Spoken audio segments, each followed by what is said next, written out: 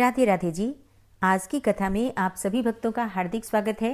भगवान श्री कृष्ण और श्रीमती राधा रानी की कृपा सदैव आप और आपके समस्त परिवार पर बनी रहे। दोस्तों, आज है 15 दिसंबर 2025 और दिन है सोमवार। आज पौष मास की कृष्ण पक्ष की सफला एकादशी है और सफला एकादशी व्रत की कथा और पूजा विधि की वीडियो चैनल पर अपलोड है, आप लोग जरूर देख लीजिए। और अब भगवान श्री कृष्ण का ध्यान करके आज की पावन कथा का प्रारंभ करते हैं। पौष मास की कथा में आप सुन रहे हैं श्री रामेश्वरम क्षेत्र सेतु तीर्थ की महिमा। और जिन भक्तों ने इससे पहले के अध्याय नहीं सुने हैं, उन्हें इस कथा को सुनने के बाद पिछले अध्याय भी जरूर सुनने चाहिए। श्री सूत जी कहते हैं कि अग्नि तीर्थ में स्नान करके शुद्धात्मा पुरुष सब पातकों का नाश करने वाले चक्र तीर्थ की यात्रा करे। जिस जिस कामना के उद्देश्य से मनुष्य चक्र तीर्थ में स्नान करता है, उसको वह प्राप्त कर लेता है। पूर्व काल में कठोर नियमों का पालन करने वाले अहिर्बुद्धन्य नामक तपस्वी महर्षि इस गंधमादन तीर्थ में सुदर्शन चक्र की उपासना करते थे। सुदर्शन चक्र वही जो कि भगवान श्री हरि विष्णु के हाथों में रहता है, उसी सुदर्शन चक्र की मुनि जी उपासना करते थे। पर वहां पर जब वो तपस्या करते थे तो तपस्या करते हुए मुनि को भयानक रूपधारी राक्षस सताते थे और उनकी तपस्या में विघ्न डाला करते थे।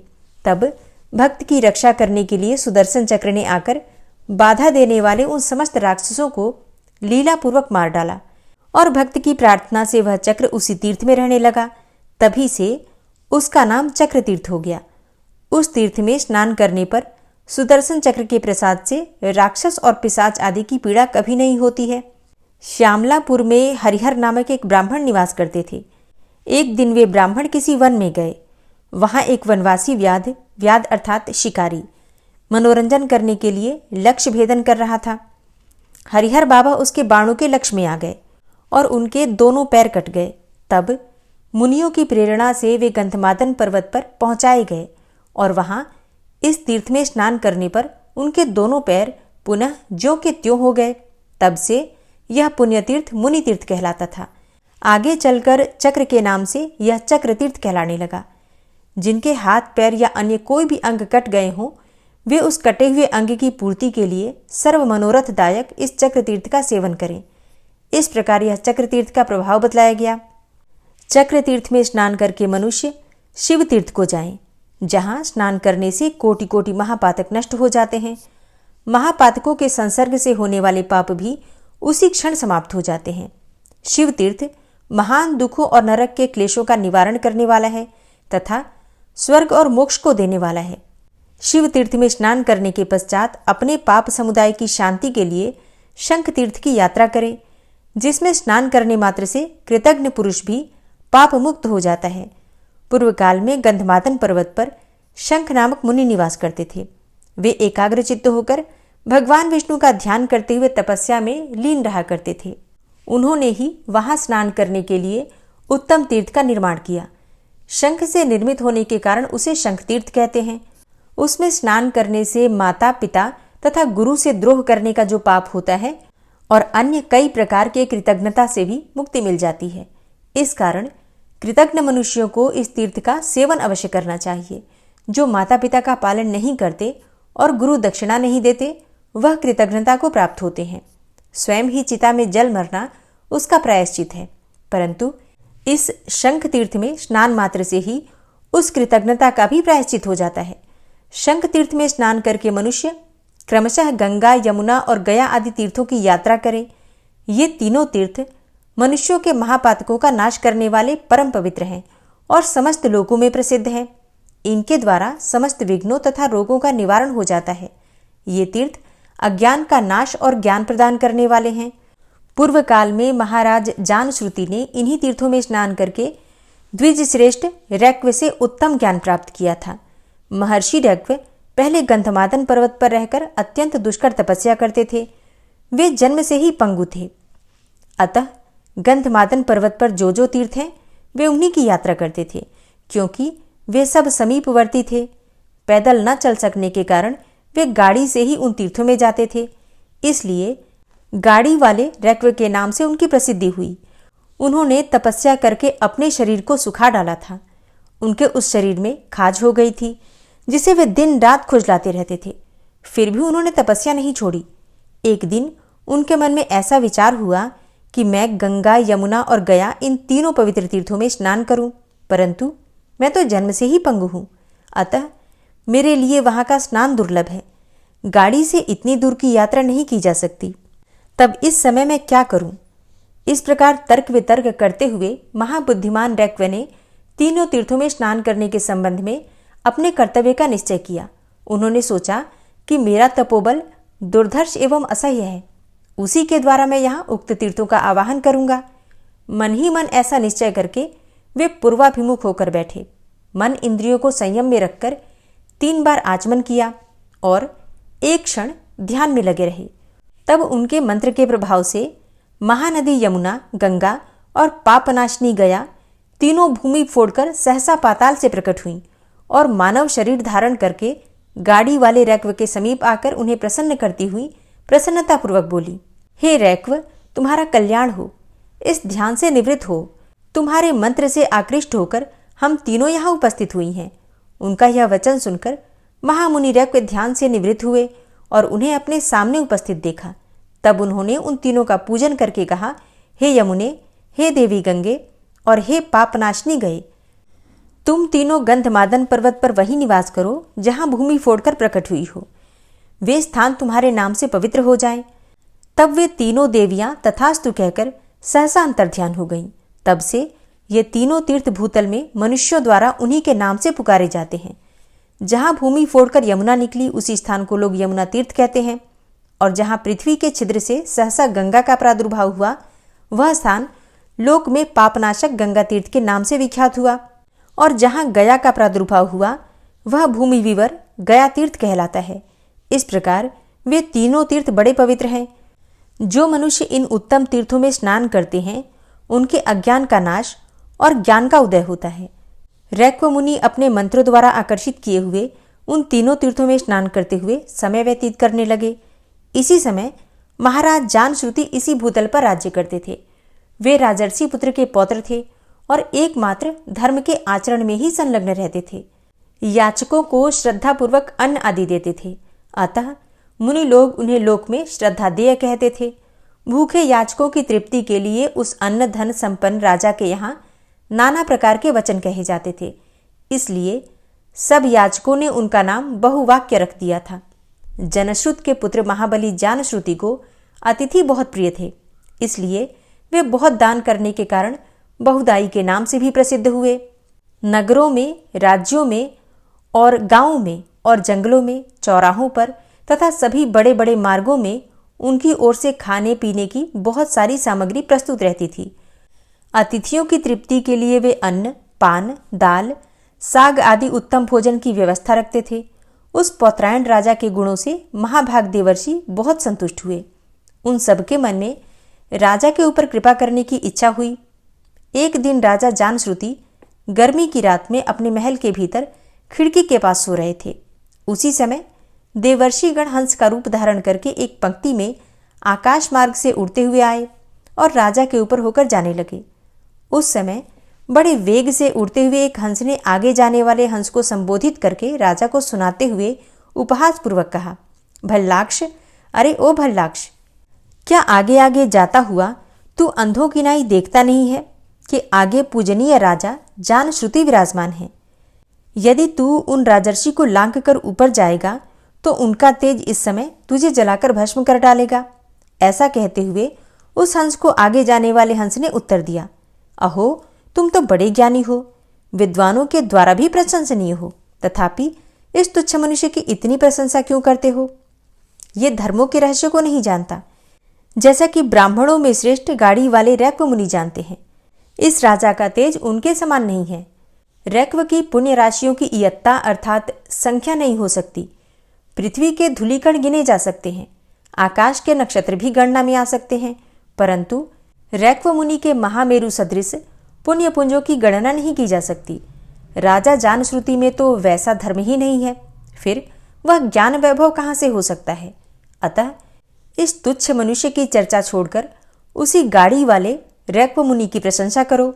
उन्होंने जन्म से पंगु होकर भी स्नान करने की इच्छा से मंत्र द्वारा यमुना, गंगा और गया को भी अपने आश्रम के समीप बुला लिया है। आगे जाने वाला हंस जब ऐसा कहकर चुप हो गया तब वे हंस रूपधारी देवर्षि पुनः ब्रह्मलोक को चले गए। तदनंतर पौत्रायण राजा जानश्रुति रैक्व मुनि को उन्नति की चरम सीमा पर पहुंचे हुए सुनकर बहुत उदास हो गए और बारंबार लंबी सांस खींचते हुए विचार करने लगे। उस हंस ने रैक्व को ऊंचा बताते हुए मुझे तुच्छ कहा था। अहो, रैक्व की कैसी महिमा है। अब मैं संसार तथा समूचे राज्य को छोड़कर गाड़ी वाले महात्मा रैक्व की शरण में जाता हूँ। वे कृपानिधान मुनि अपनी शरण में आए हुए मुझे अपनाकर आत्मज्ञान का उपदेश देंगे। रात्रि बीतने पर महाराज जानश्रुति ने सारथी को बुलाकर कहा, सूत, तुम तीव्रगामी रथ पर आरूढ़ होकर शीघ्र जाओ और महर्षियों के आश्रमों, पवित्र वनों, एकांत प्रदेशों, सत्पुरुषों के निवास स्थानों, तीर्थों, नदी तटों तथा अन्यान्य स्थानों में जहां मुनीश्वर लोग रहते हैं, योगीश्वर रैक्व का पता लगाओ। वे जन्म से पंगु हैं, गाड़ी पर बैठे रहते हैं, सब धर्मों के एकमात्र आश्रय हैं और ब्रह्म ज्ञान की निधि हैं। मेरी प्रसन्नता के लिए उनका शीघ्र अन्वेषण करके पुनः मेरे पास लौट आओ।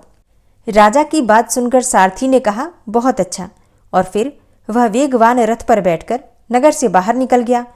उसने ब्रह्मज्ञानी रैक्व मुनि की सर्वत्र खोज की।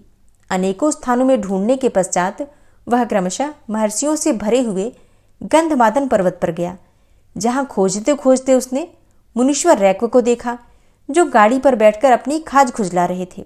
वे कला रहित अद्वैत ब्रह्म के चिंतन में संलग्न थे। गाड़ी सहित उस महामुनि को देखकर सारथी ने पहचान लिया कि यही रैक्व है। तब उनके पास जाकर उसने प्रणाम किया और उनके समीप बैठकर विनयपूर्वक पूछा, हे ब्रह्मन, क्या आप ही गाड़ी वाले रैक्व नाम से विख्यात हैं? तब मुनि बोले, हाँ, मैं ही गाड़ी वाला रैक्व हूं। मुनि का यह वचन सुनकर सारथी गंधमादन पर्वत से लौटा और राजा के पास पहुंचकर उसने सब समाचार निवेदन किया। तब राजा जानश्रुति 600 गायें, धन और स्वर्ण मुद्राओं का भार और खच्चरियों से जुता हुआ रथ अपने साथ लेकर शीघ्रतापूर्वक रैक्व मुनि के समीप चले। वहां पहुंचकर राजा ने रैक्व से कहा, हे भगवान, मेरी दी हुई ये सब वस्तुएं स्वीकार कीजिए। इन सबको लेकर मेरे लिए अद्वैत ब्रह्म ज्ञान का उपदेश कीजिए। तब गाड़ी वाले रैक्व ने राजा जानश्रुति को इस प्रकार उत्तर दिया, हे राजन, ये गौएं, ये सोने का भार और ये रथ सब तुम्हारे ही पास रहें। मैं तो बहुत कल्पों तक जीवित रहने वाला हूं, फिर इस धन के द्वारा मेरा कौन सा लाभ होगा? रैक्व का यह वचन सुनकर जानश्रुति ने कहा, हे ब्रह्मन, आपके द्वारा उपदेश किए जाने वाले ब्रह्म ज्ञान का कोई मूल्य नहीं है। आप ये गाय, धन और रथ ग्रहण करें या ना करें, किंतु मुझे निष्कल अद्वैत ब्रह्म ज्ञान का उपदेश अवश्य दें। रैक्व बोले, जिसका संसार में वैराग्य हो जाए और जिसका पुण्य पाप रूप प्रारब्ध का विनाश हो जाए, वही ज्ञान के उपदेश का भागी है। यद्यपि तुम्हें संसार से वैराग्य हो गया है, तथापि अभी तुम्हारे पुण्य पापों का विनाश नहीं हुआ है। यहाँ पर 3 पवित्र तीर्थ हैं जो समस्त मनोवांछित फलों को देने वाले हैं। उनके नाम हैं यमुना तीर्थ, गंगा तीर्थ और गया तीर्थ। इन तीनों में तुम शीघ्र स्नान करो। इससे तुम्हारे सब प्रारब्ध कर्मों का क्षय हो जाएगा और अंतःकरण शुद्ध होगा। तब मैं तुमको ज्ञान का उपदेश करूंगा। रैक्व मुनि के ऐसा कहने पर राजा के नेत्र हर्ष से खिल उठे। उन्होंने शीघ्रतापूर्वक तीनों तीर्थों में स्नान किया। उस स्नान मात्र से उनका चित्त शुद्ध हो गया। तब वे अपने गुरु रैक्व मुनि के पास आए और रैक्व मुनि ने जानश्रुति को कृपापूर्वक ज्ञान का उपदेश दिया। उपदेश प्राप्त हो जाने पर राजा अबाधित अनुभव से संपन्न होकर योगी रैक्व के प्रसाद से ब्रह्म भाव को प्राप्त हो गए। जय श्री राम। आज की कथा का यहीं पर समापन करते हैं। इसके आगे का वृतांत आप कल की कथा में सुनेंगे। और अब आप सुनेंगे श्री नारायण कवच, जिसके सुनने मात्र से समस्त प्रकार के पापों से मुक्ति मिल जाती है। शास्त्रों में ऐसा कहा गया है कि नारायण कवच का पाठ जो भी मनुष्य पढ़ता अथवा सुनता है, उसे किसी भी प्रकार का भय, चिंता, शोक, संताप और कोई भी कष्ट नहीं रहता। कहा जाता है कि भगवान श्री हरि विष्णु उस मनुष्य की हर समय, हर क्षण, हर दिशा, हर दशा में रक्षा करते हैं। तो पूरे भक्तिभाव से श्री नारायण कवच का पाठ सुनते हैं। भगवान श्री हरि गरुड़ जी की पीठ पर अपने चरण कमल रखे हुए हैं। अणिमा आदि 8 सिद्धियां उनकी सेवा कर रही हैं और 8 हाथों में शंख, चक्र, ढाल, तलवार, गदा, बाण, धनुष और पाश अर्थात फंदा धारण किए हुए हैं। वे ही ओमकार स्वरूप प्रभु सब प्रकार से सब ओर से मेरी रक्षा करें। मत्स्य मूर्ति भगवान जल के भीतर जल तंतुओं से और वरुण के पास से मेरी रक्षा करें। माया से ब्रह्मचारी रूप धारण करने वाले वामन भगवान स्थल पर और विश्वरूप श्री त्रिविक्रम भगवान आकाश में मेरी रक्षा करें। जिनके घोर अट्टहास करने पर सब दिशाएं गूंज उठी थी और दैत्य पत्नियों के गर्भ गिर गए थे, वे दैत्य युद्धपतियों के शत्रु भगवान नृसिंह किले, जंगल, रणभूमि आदि विकट स्थानों में मेरी रक्षा करें। अपनी दाढ़ों पर पृथ्वी को उठा लेने वाले यज्ञ मूर्ति वाराह भगवान मार्ग में, परशुराम जी पर्वतों के शिखरों पर और लक्ष्मण जी के सहित भरत के बड़े भाई भगवान रामचंद्र प्रवास के समय मेरी रक्षा करें। भगवान नारायण मारण, मोहन आदि भयंकर अभिचारों और सब प्रकार के प्रमादों से मेरी रक्षा करें। ऋषि श्रेष्ठ नर गर्व से, योगेश्वर भगवान दत्तात्रेय योग के विघ्नों से और त्रिगुणाधिपति भगवान कपिल कर्म बंधन से मेरी रक्षा करें। परम ऋषि सनत कुमार कामदेव से, हयग्रीव भगवान मार्ग में चलते समय देव मूर्तियों को नमस्कार आदि न करने के अपराध से और देवर्षि नारद सेवा अपराधों से और भगवान कच्छप सब प्रकार के नरकों से मेरी रक्षा करें। भगवान धन्वंतरी कुपथ्य से, जितेंद्र भगवान ऋषभदेव सुख दुख आदि भयदायक द्वंद्वों से, यज्ञ भगवान लोकापवाद से और बलराम जी मनुष्यकृत कष्टों से और श्री शेष जी क्रोधवश नामक सर्पों के गणों से मेरी रक्षा करें। भगवान श्री कृष्ण द्वैपायन व्यास जी अज्ञान से तथा बुद्धदेव पाखंडियों से और प्रमाद से मेरी रक्षा करें। धर्म रक्षा करने वाले महान अवतार धारण करने वाले भगवान कल्कि पाप बहुल कलिकाल के दोषों से मेरी रक्षा करें।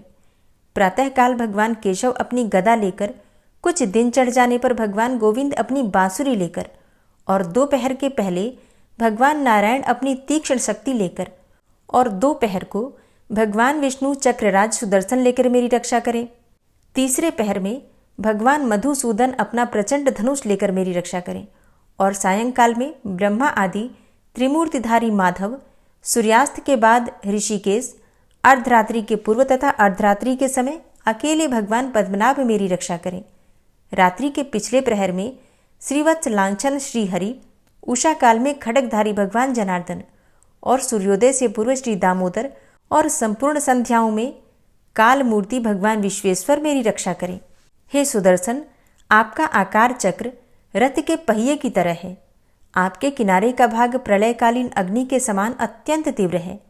आप भगवान की प्रेरणा से सबोर घूमते रहते हैं। जैसे आग वायु की सहायता से सूखे घास फूस जला डालती है, वैसे ही आप हमारी शत्रु सेना को शीघ्र से जला दीजिए। हे कौमुद की गदा, आपसे छूटने वाली चिंगारियों का स्पर्श वज्र के समान असह्य है। आप भगवान अजित की प्रिया हैं और मैं उनका सेवक हूँ। इसलिए आप कुष्मांड, विनायक, यक्ष, राक्षस, भूत और प्रेत आदि ग्रहों को अभी कुचल डालिए तथा मेरे शत्रुओं को चूर चूर कर दीजिए। हे शंखश्रेष्ठ, आप भगवान श्री कृष्ण के फूंकने से भयंकर शब्द करके मेरे शत्रुओं का दिल दहला दीजिए एवं यातुधान, प्रमथ, प्रेत, मातृका, पिशाच तथा ब्रह्म राक्षस आदि भयावने प्राणियों को यहाँ से तुरंत भगा दीजिए। भगवान की श्रेष्ठ तलवार, आपकी धार बहुत तीक्ष्ण है। आप भगवान की प्रेरणा से मेरे शत्रुओं को छिन्न भिन्न कर दीजिए। भगवान की प्यारी ढाल, आप में सैकड़ों चंद्राकार मंडल है। आप पाप दृष्टि, पापात्मा शत्रुओं की आंखें बंद कर दीजिए और उन्हें सदा के लिए अंधा बना दीजिए। सूर्य आदि ग्रह, धूमकेतु, पुच्छल तारे आदि केतु, दुष्ट मनुष्य, सर्प आदि रेंगने वाले जंतु, दाढ़ों वाले हिंसक पशु, भूत प्रेत आदि तथा पापी प्राणियों से हमें जो भय हो और जो हमारे मंगल के विरोधी हों, वे सभी भगवान के नाम, रूप तथा आयुधों का कीर्तन करने से तत्काल नष्ट हो जाएं। बृहद, रथंतर आदि सामवेदीय स्तोत्रों से जिनकी स्तुति की जाती है, वे वेद मूर्ति भगवान गरुड़ और विश्वक्सेन जी अपने नामोच्चारण के प्रभाव से हमें सब प्रकार की विपत्तियों से बचाएं। श्रीहरि के नाम, रूप, वाहन, आयुध तथा श्रेष्ठ पार्षद हमारी बुद्धि, इंद्रिय, मन और प्राणों को सब प्रकार की आपत्तियों से बचाएं। जितना भी कार्य अथवा कारण रूप जगत है, वह वास्तव में भगवान ही है। इस सत्य के प्रभाव से हमारे सारे उपद्रव नष्ट हो जाएं। जो लोग ब्रह्म और आत्मा की एकता का अनुभव कर चुके हैं, उनकी दृष्टि में भगवान का स्वरूप समस्त विकल्पों से रहित है, भेदों से रहित है। फिर भी वे अपनी माया शक्ति के द्वारा भूषण, आयुध और रूप नामक शक्तियों को धारण करते हैं। यह बात निश्चित रूप से सत्य है। इस कारण सर्वज्ञ, सर्वव्यापक भगवान श्री हरि सदा सर्वत्र सब स्वरूपों से हमारी रक्षा करें। जो अपने भयंकर अट्टहास से सब लोगों के भय को भगा देते हैं और अपने तेज से सबका तेज ग्रस लेते हैं, वे भगवान नृसिंह दिशा विदिशा में, नीचे ऊपर बाहर भीतर सब ओर से हमारी रक्षा करें। हे देवराज इंद्र, मैंने तुम्हें यह नारायण कवच सुना दिया है। इस कवच से तुम अपने को सुरक्षित कर लो, बस फिर तुम अनायास ही सब दैत्य युद्धपतियों को जीत कर लोगे। इस नारायण कवच को धारण करने वाला पुरुष जिसको भी अपने नेत्रों से देख लेता है अथवा पैर से छू देता है, तत्काल समस्त भयों से वो मुक्त हो जाता है। जो इस वैष्णवी विद्या को धारण कर लेता है, उसे राजा, डाकू, प्रेत, पिशाच आदि और बाघ आदि हिंसक जीवों से कभी किसी प्रकार का भय नहीं होता।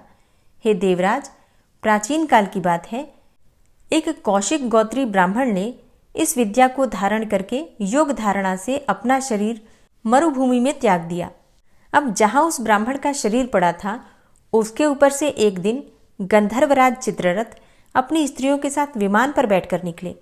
वहां आते ही वे नीचे की ओर सिर किए विमान सहित आकाश से पृथ्वी पर गिर पड़े। इस घटना से उनके आश्चर्य की सीमा न रही। जब उन्हें बालखिल्य मुनियों ने बतलाया कि यह नारायण कवच धारण करने का प्रभाव है, तब उन्होंने उस ब्राह्मण देव की हड्डियों को ले जाकर पूर्ववाहिनी सरस्वती नदी में प्रवाहित कर दिया और फिर स्नान करके वे अपने लोक को चले गए।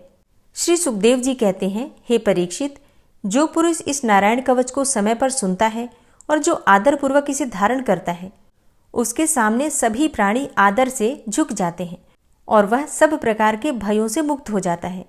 हे परीक्षित, शतक्रतु इंद्र ने आचार्य विश्वरूप जी से यह वैष्णवी विद्या प्राप्त करके रणभूमि में असुरों को जीत लिया और वे त्रैलोक्य लक्ष्मी का उपभोग करने लगे। श्री नारायण कवच संपूर्ण हुआ और अब आप सुनेंगे श्री विष्णु सहस्त्रनाम स्तोत्र।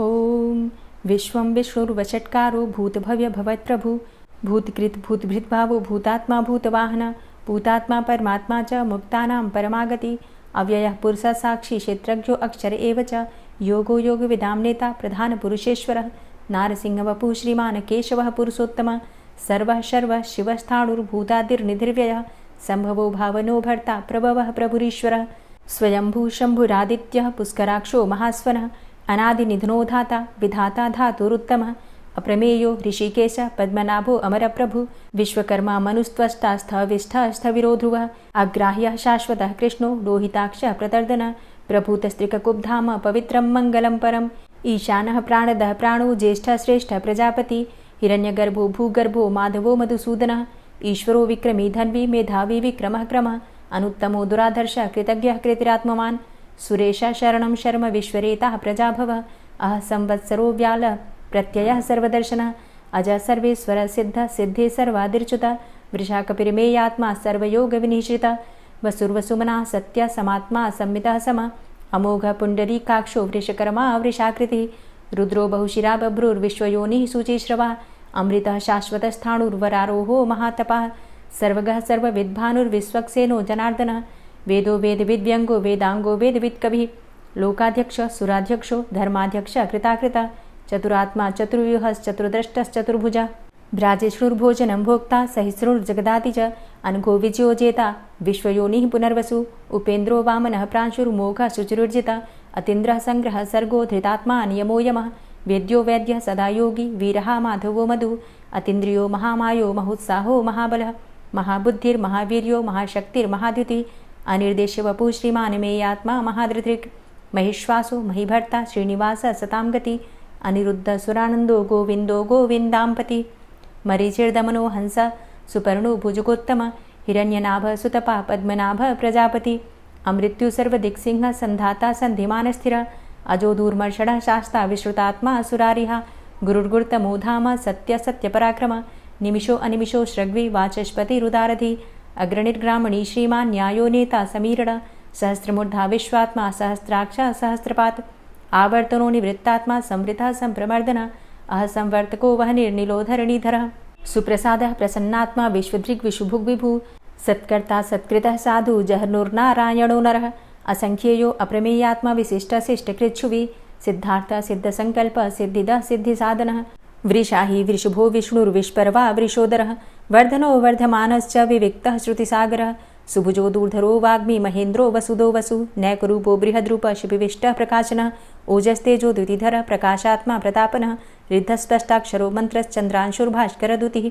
अमृतांशुद्भवो भानु शशबिन्दुः सुरेश्वरः औषधं जगतः सेतु सत्यधर्मपराक्रमः भूतभव्य भवन्नाथ पवनः पावनो नलः कामः कामकृत्कान्तः कामः कामप्रदः प्रभु युगादिकृद्युगावर्तो नैकमायो महाशनः अदृश्यो अव्यक्तरूपश्च सहस्रजितनन्तजित् इष्टो अविशिष्ट शिष्टेष्ट शिखण्डी नहुसो वृष क्रोधः क्रोधकृत्कर्ता विश्वबाहुर्महीधरः अच्युतः प्रतितः प्राणदो वासवानुजः अपां निधिर्धिष्ठानं प्रमत्तः प्रतिष्ठितः स्कन्दः स्कन्दधरो धूर्यो वरदो वायुवाहनः वासुदेवो बृहद्भानुरादिदेवः पुरन्दरः अशोकस्तारणस्तारः शूरः सौरिर्जनेश्वरः अनुकूलः शतावर्त पद्मी पद्मनिभेक्षणः पद्मनाभो अरविन्दाक्ष पद्मगर्भ शरीरभृत् महर्धिरिद्धो वृद्धात्मा महाक्षो गरुडाध्वजः अतुलः शरभो भीमो समयज्ञो हविर्हरि सर्वलक्षणलक्षण्यो लक्ष्मीवान् समितिञ्जय वीक्षरो रोहितो मार्गो हेतुर्दामोदरः सः महीधरो महाभागो वेगवान् मिताशनः उद्भवः क्षोभणो देवः श्रीगर्भः परमेश्वरः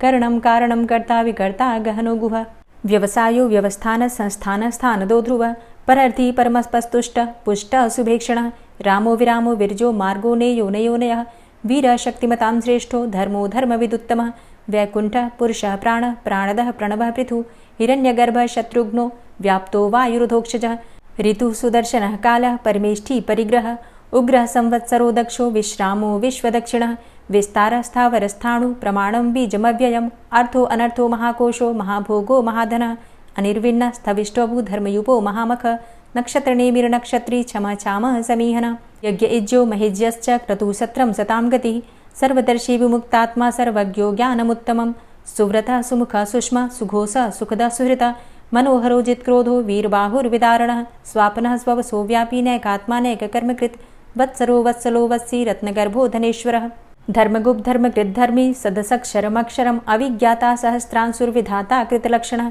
गभस्तिनेमिः सत्त्वस्थः सिंहो भूतमहेश्वरः आदिदेवो महादेवो देवेशो देवभृद्गुरुः उत्तरो गोपतिर्गोप्ता ज्ञानगम्यः पुरातनः शरीरभूतभृद्भोक्ता कपीन्द्रो भूरि दक्षिणः सोमभो अमृतपः सोमः पुरुजित पुरुषोत्तमः विनयोजयः सत्यसन्धो दाशाः सात्वतां पतिः जीवो विनयिता साक्षी मुकुन्दो अमितविक्रमः अम्भो निदृणन्तात्मा महोदधीशयोऽन्तकः अजोमहारः स्वाभाव्यो जितामित्रः प्रमोदनः आनन्दो नन्दनो नन्दः सत्यधर्मा त्रिविक्रमः महर्षि कपिलाचार्यः कृतज्ञो मेदिनीपतिः त्रिपदस्त्रिदशाध्यक्षो महाशृङ्गः कृतान्तकृत् महावराहो गोविन्दः सुखेणः कनकाङ्गदी गुह्यो गभीरो गहनो गुप्तश्चक्रगदाधरः वेधा स्वाङ्गो अजितः कृष्णो दृढः सङ्कर्षणोच्युतः वरुणो वारुणो वृक्षः पुष्कराक्षो महामनाः भगवान् भगानन्दी वनमाली हलायुधः आदित्यो ज्योतिरादित्यः सहिष्णुर्गतिसत्तमः सुधन्वाखण्ड परशुर्दारुणो द्रविडप्रदः दिविस्त्रिक्सर्वदृग्व्यासो वाचस्पतिर्योनिजः त्रिसामा सामगः साम निर्वाणं भेषजं भिषक्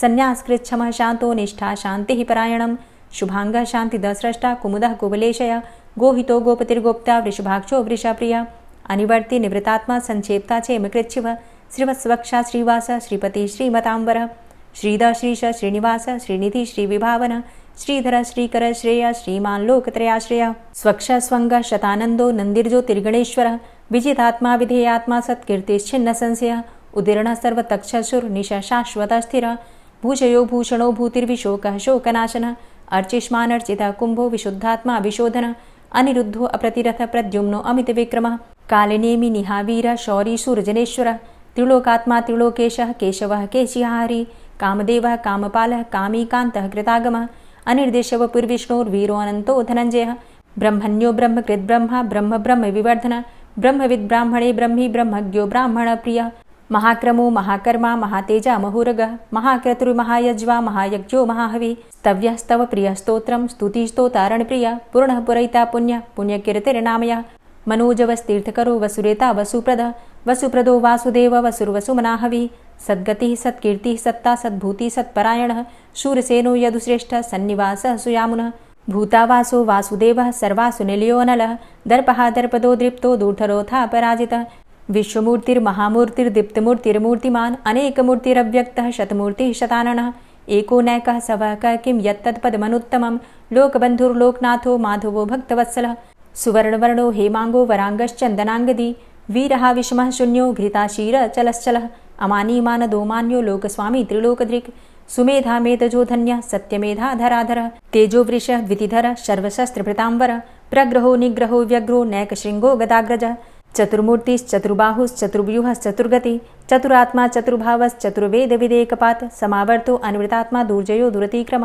दुर्लभो दुर्गमो दुर्गो दुरावासो दुरारिहा शुभांगो लोकसारंग सुतन्तुस्तन्तुवर्धन इंद्रकर्मा महाकर्मा कृतकर्मा कृतागमः उद्भवः सुन्दरः सुन्दो रत्ननाभः सुलोचनः अर्को वाजसनः शृङ्गी जयन्तः सर्वविजयी सुवर्णबिन्दुरक्षोभ्य सर्वभागीश्वरेश्वरः महाह्रदो महागर्तो महाभूतो महानिधि कुमुदः कुन्दरः कुन्दः पर्जन्यः पावनो नीलः अमृताशो अमृतवपुः सर्वज्ञः सर्वतोमुखः सुलभः सुव्रतः सिद्धः शत्रुजित् शत्रुतापनः न्यग्रोधो दुम्बरो अस्वस्थश्चाणुरान्ध्रनिषूदनः सहस्रार्चिः सप्तजिह्वः सप्तैधा सप्तवाहनः अमूर्तिरणघो अचिन्त्यो भयकृद्भयनाशनः अणुर्बृहत् कृशस्थूलो गुणभृन्निर्गुणो महान् अधृतः स्वधृतः स्वास्य प्राग्वंशो वंशवर्धनः भारभृतिकथितो योगी योगी स सर्वकामद आश्रमश्रमण क्षाम सुपर्णो वायुवाहन धनुर्धरो धनुर्वेदो दण्डोदमयितादम अपराजितः सर्वसहो नियन्ता नियमो यमः सत्त्ववान् सात्विकः सत्य सत्यधर्मपरायण अभिप्रायः प्रियार्होर्ह प्रियकृत्प्रीतिवर्धनः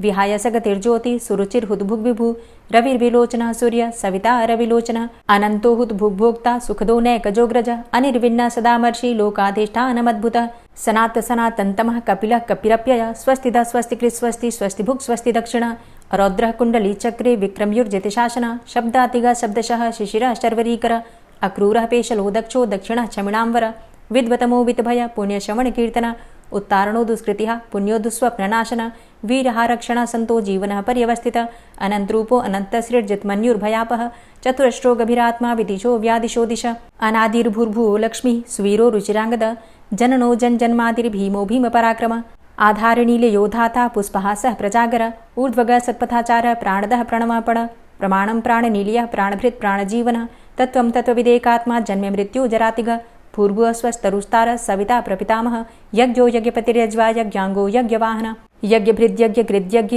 यज्ञभुग्यज्ञसाधन यज्ञान्तिकृद्यज्ञ गुह्यमन्यमन्नादेव च आत्मयोनिः स्वयं जातो वैखानः सामगायन देवकीनन्दन स्रष्टा क्षितिसः पापनाशन शङ्खभृन्नन्दकी चक्री शारङ्गधन्वा गदाधरः रथाङ्गपाणिरक्षोभ्य सर्वप्रहरणायुध ओम नमः।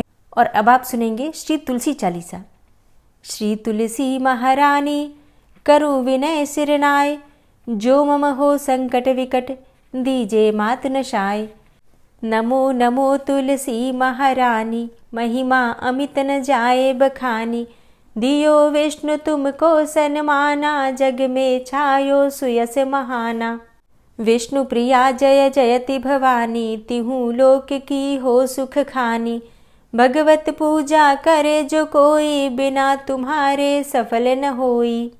जिन घर तव नहीं होय निवासा उस घर कर ही विष्णु नहीं बासा। करें सदा जो तव नित सुमिरन तेहि के काज होय सब पूरन। कार्तिक मास महात्म तुम्हारा ताको जानत सब संसारा। तव पूजन जो करे कुंवारी पावे सुंदर वर सुकुमारी। करे जो पूजा नित प्रति नारी सुख संपत्ति से होय सुखारी। वृद्धा नारी करे जो पूजन मिले भक्ति होवे पुलकित मन।